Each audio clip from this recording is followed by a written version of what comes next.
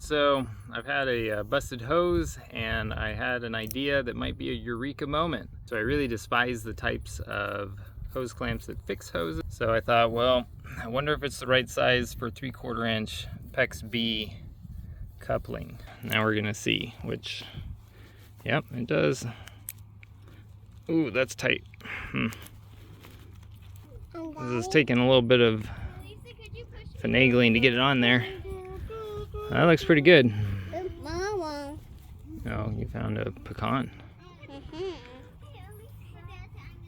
There we go. All right. Right at about the right spot. I'll even line up the yellow. Try to do this between my knees while I use both my hands to get the crimp tool there. All right, 1 and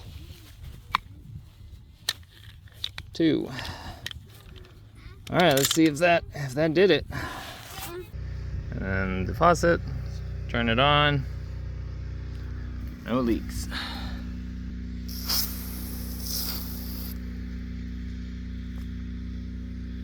So I know this isn't going to work with all hoses because all hoses are going to be slightly different diameters.